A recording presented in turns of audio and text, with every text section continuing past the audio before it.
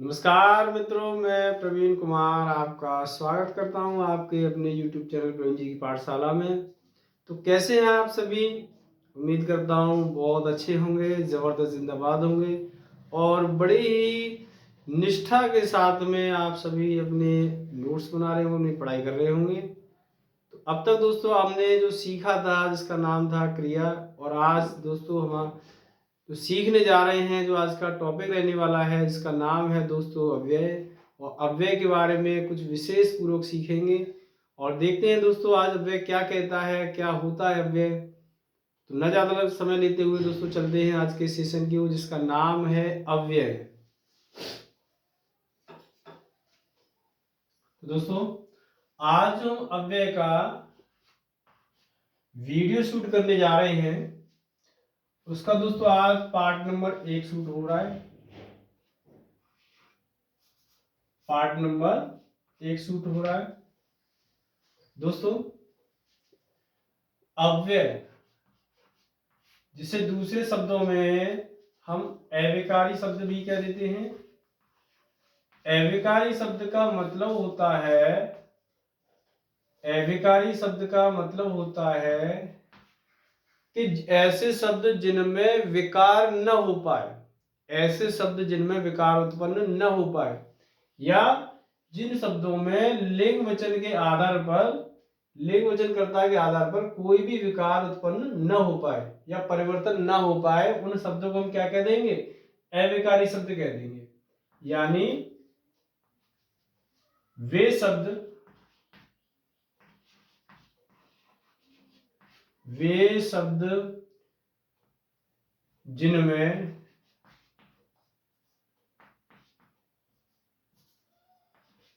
वे शब्द जिनमें लिंग वचन कर्ता आदि आदि के आधार पर, आदि के आधार पर कोई परिवर्तन न हो पाए, कोई परिवर्तन न हो पाए, क्या कहलाएंगे दोस्तों? अव्यय कहलाते हैं। क्या कहलाते हैं दोस्तों? अव्यय कहलाते हैं। अब दोस्तों सीखते हैं हम अव्यय के प्रकार। कितने प्रकार का होता है? 5 प्रकार का होता है। अव्यय क्या प्रकार के होते हैं दोस्तों? 5 प्रकार के होते हैं। कितने प्रकार के होते हैं दोस्तों? 5 प्रकार के होते हैं। कितने होते हैं दोस्तों? 5 प्रकार के अव्यय होते हैं।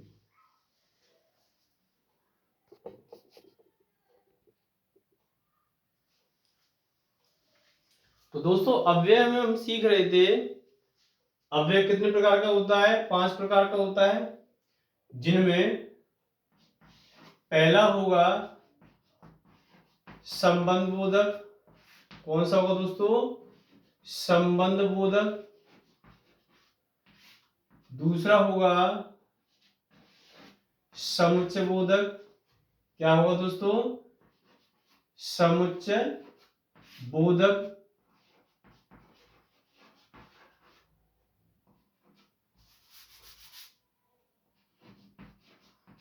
समुच्चय बोधक।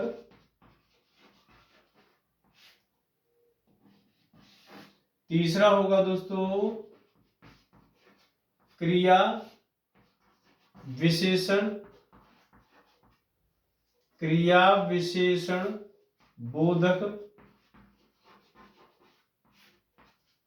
उसके बाद दोस्तों होगा विस्मयादि,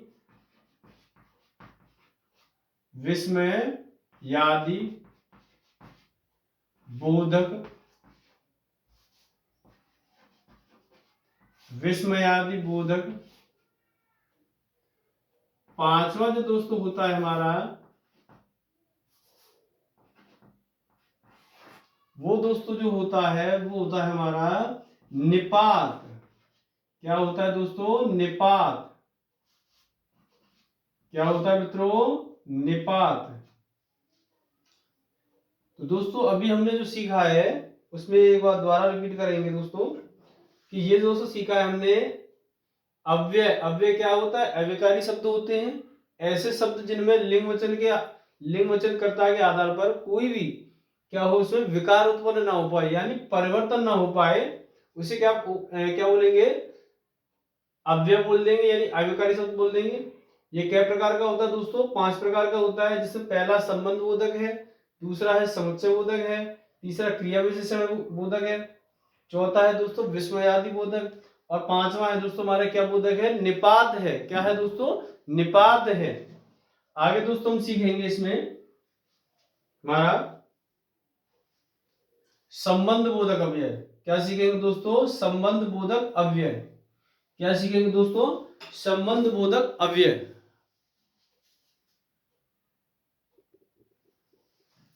तो दोस्तों हम जो सीख रहे थे, क्या सीख रहे थे दोस्तों? अव्यय। अब उसमें दोस्तों हम सीखेंगे हमारा संबंध बोधक अव्यय क्या होता है। क्या होता है दोस्तों संबंध बोधक अव्यय?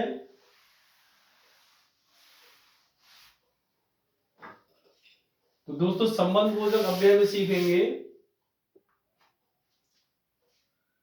संबंध बोधक संबंध बोधक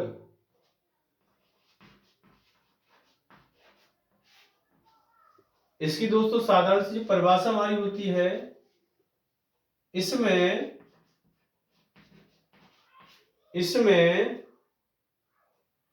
कर्ता का संबंध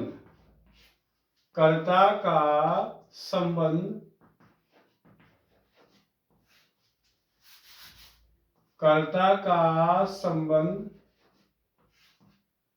किसी अन्य से होता है, किसी अन्य से होता है। क्या होता है दोस्तों? इसमें कर्ता का संबंध किसी अन्य से होता है। जैसे इसके उदाहरण लूंगा दोस्तों, इसमें सबसे पहले आता है हमारा के साथ, के बिना, के बिना, के ऊपर, के नीचे, इस तरीके के दोस्तों उसमें उदाहरण आते हैं। और सामान्य रूप से ये हमारा जो नॉर्मली है ये कितना होता है? 13 होती है दोस्तों। एक उदाहरण लूंगा दोस्तों इसका, और एग्जाम्पल नंबर फर्स्ट मैं लिखूंगा राधा माता के साथ या मामा के साथ, मामा के साथ,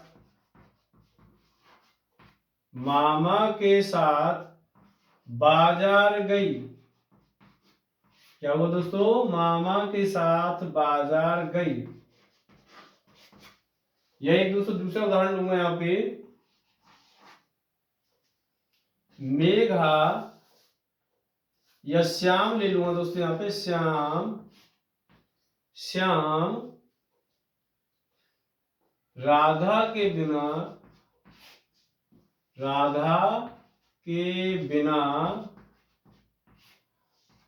अधूरे हैं।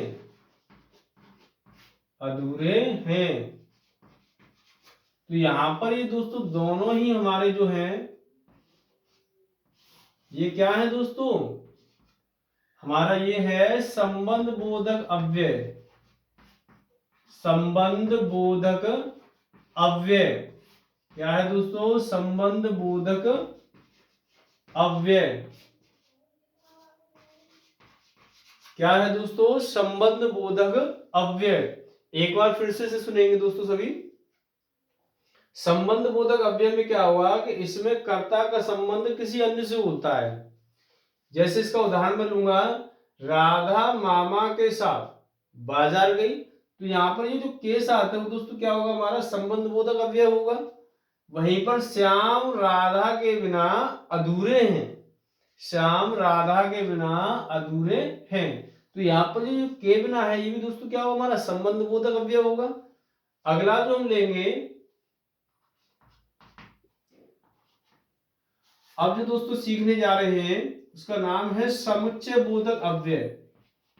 क्या नाम है दोस्तों, समुच्चय बोधक, समुच्चय बोधक अव्यय।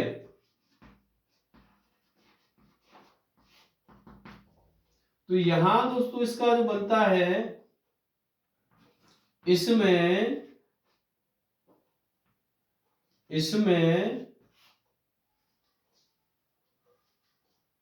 दो या सॉरी माफी चाहूंगा, इसमें दो शब्दों या वाक्यों को जोड़ा जाता है। जैसे दोस्तों उदाहरण में ले लूंगा इसका कि सीता और गीता, सीता और गीता, सीता और गीता बहनें हैं या बहन हैं। क्या है दोस्तों, सीता और गीता बहन हैं। वहीं पर दोस्तों एक और लूंगा,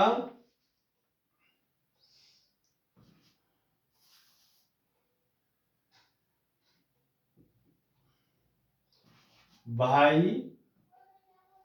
बहन और भाई समान हैं।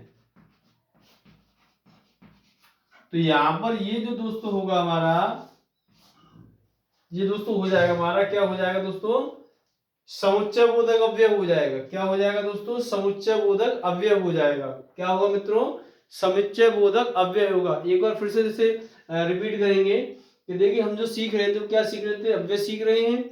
और उसमें दोस्तों हमारा जो अव्यय होता क्या है, अविकारी शब्द होता है। अविकारी शब्द ऐसे शब्द जिनमें कोई विकार उत्पन्न नहीं हो सकता, या जिनमें लिंग वचन के आधार पर कोई भी विकार उत्पन्न नहीं किया जा सकता।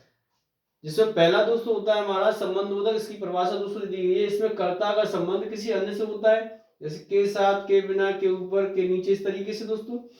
तो उदाहरण इसका दिया हुआ, राधा मामा के साथ बाजार गई है। वहीं पर दोस्तों हमारा समुच्चय बोधक जो दिया हुआ है उसमें दोस्तों कुछ इस तरीके से है कि इसमें दो शब्दों या दो वाक्यों को क्या होता है दोस्तों, जोड़ा जाता है। क्या होता है दोस्तों, जोड़ा जाता है। जैसे सीता और गीता बहन है, सीता और गीता बहन है, सीता और गीता बहन है। बहन और भाई क्या है दोस्तों, समान है। तो यहाँ पे जो और होगा वो और हमारा क्या होगा दोस्तों, समुच्चय बोधक होगा। क्या होगा दोस्तों, समुच्चय बोधक होगा। यदि और भी कोई होता है हमारा जिसमें दो शब्दों को या दो वाक्यों को जोड़ा जा रहा हो, उसे हम क्या कह देंगे दोस्तों, समुच्चय बोधक अव्यय कह देंगे। क्या तो कह देंगे दोस्तों, समुच्चय बोधक अव्यय कह देंगे।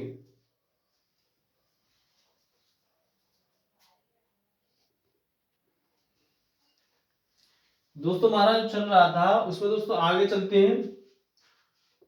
अगला जो हमारा अव्यय आने वाला है उसे जरा दोस्तों देखते हैं अभी।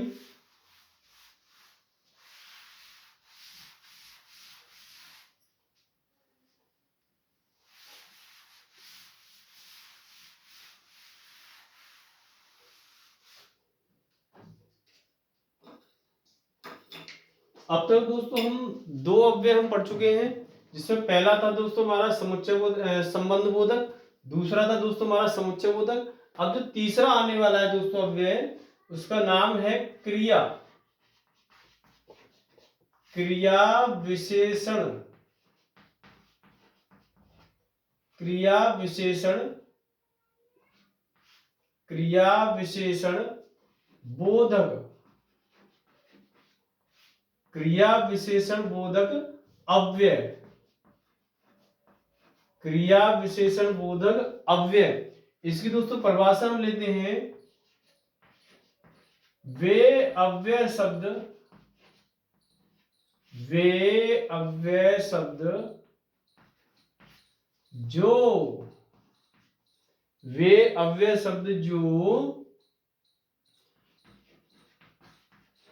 क्रिया की विशेषता, वे अव्यय शब्द जो क्रिया की विशेषता बताते हैं, वे अव्यय शब्द जो क्रिया की विशेषता बताते हैं, क्या कहलाते हैं दोस्तों? क्रिया विशेषण, क्रिया विशेषण अव्यय, क्या कहलाएंगे? क्रिया विशेषण अव्यय कहलाते हैं। क्या कहलाते हैं दोस्तों?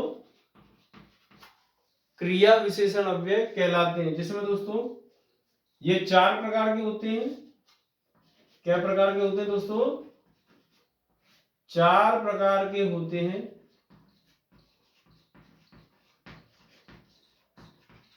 कितने होते हैं दोस्तों? 4 प्रकार के होते हैं, जिसमें पहला है हमारा कालवाचक। क्या है दोस्तों? कालवाचक। दूसरा है दोस्तों हमारा स्थानवाचक। तीसरा है दोस्तों हमारा परिमाणवाचक, परिमाणवाचक। चौथा है दोस्तों हमारा रीतिवाचक। क्या है दोस्तों चौथा हमारा? रीतिवाचक। इसमें दोस्तों हम सीखेंगे कि जिन वाक्यों में प्रयोग होने वाले अव्यय से किसी समय का बोध होता है, उसे हम क्या कह देंगे? कालवाचक क्रिया विशेषण अव्यय बोल देंगे। जैसे आज, कल,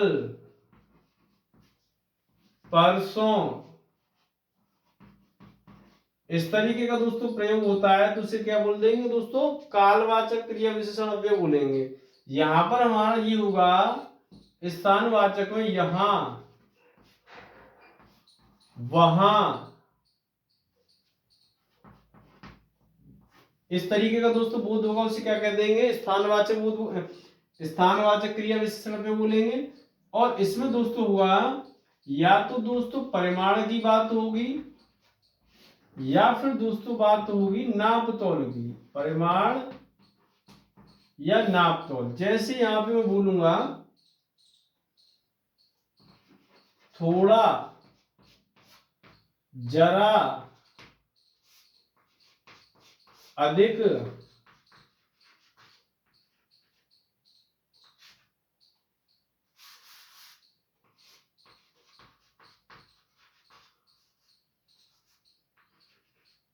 जरा, अधिक, इस तरीके के दोस्तों शब्द आएंगे।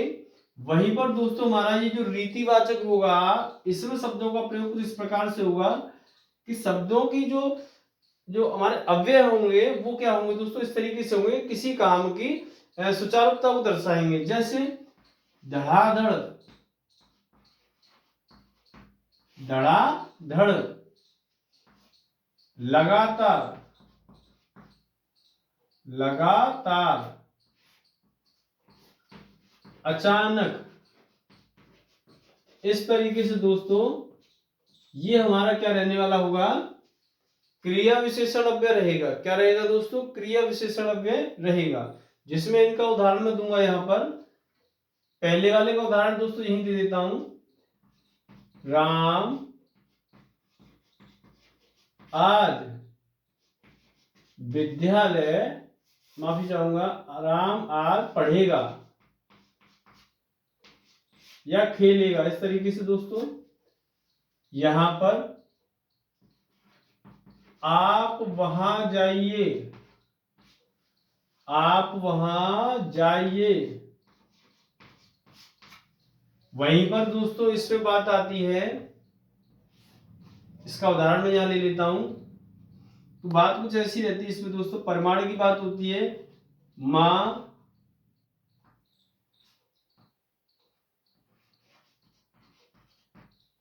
थोड़ी चाय दीजिए, माँ थोड़ी चाय दीजिए। ये दोस्तों हमारा उदाहरण हो जाएगा किसका, परिमाणवाचक का। यहाँ पे जो थोड़ी है वो क्या है दोस्तों, परिमाणवाचक क्रिया विशेषण है। वही दोस्तों रीतिवाचक के अंदर बात आएगी कुछ इस तरीके से। तो रीतिवाचक का जो उदाहरण होगा दोस्तों हम इस तरीके से लेंगे, रेलगाड़ी, रेलगाड़ी धड़ाधड़, धड़ाधड़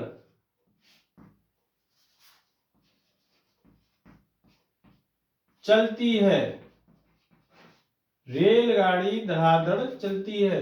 इस तरीके से ये दोस्तों हमारे अव्यय रहने वाले हैं। इसमें दोस्तों हमने आज कुछ सीखा है, वो दोस्तों हमारा सीखा है हमने अभी क्रिया विशेषण अव्यय। इससे पहले जो दोस्तों हम सीख चुके हैं वो हमारा सीख चुके हैं अव्यय की परिभाषा, जिसे हम क्या बोलते हैं, अव्ययकारी शब्द बोलते हैं। और साथ में दोस्तों उसमें सीखा हमने अव्यय के प्रकार, जो 5 प्रकार के होते हैं। जिसमें पहला है दोस्तों हमारा संबंधबोधक अव्यय, दूसरा है दोस्तों हमारा समुच्चयबोधक अव्यय, तीसरा है दोस्तों हमारा क्रिया विशेषण अव्यय, चौथा दोस्तों हमारा है वो विस्मयादि बोधक अव्यय है। साथ ही दोस्तों पांचवा जो हमारा अव्यय है वो है दोस्तों निपात। तो आज हमने जो दोस्तों सीखा है इसमें हमने संबंध बोधक अव्यय दोनों समाप्त कर लिए, संबंध बोधक, समुच्चय बोधक, और साथ ही क्रिया विशेषण जो अव्यय है वो भी हमने क्या कर दिया दोस्तों, समाप्त कर दिया। यानी क्रिया विशेषण बोधक जो अव्यय है दोस्तों हमने क्या किया है, समाप्त कर दिया। साथ ही इसके जो प्रकार है 4 प्रकार के होते हैं, कालवाचक, स्थानवाचक, परिमाणवाचक और रीतिवाचक। तो दोस्तों चारों के जो प्रकार हैं उनके उदाहरण सहित हमने दोस्तों क्या किया, इनको पूरी तरीके से समाप्त कर लिया है। साथ ही दोस्तों आज के लिए मैं इतना ही आज के लिए दोस्तों माफी चाहूंगा आपसे आगे के लिए। और अगली वीडियो में दोस्तों हमारा जो पूरा जो शेष रह गया दोस्तों उसे पूरी तरीके से समाप्त करने का प्रयास करेंगे। तो आज की वीडियो में दोस्तों केवल इतना ही। अब मैं आपसे विदा लेना चाहूंगा। जय हिंद, जय भारत।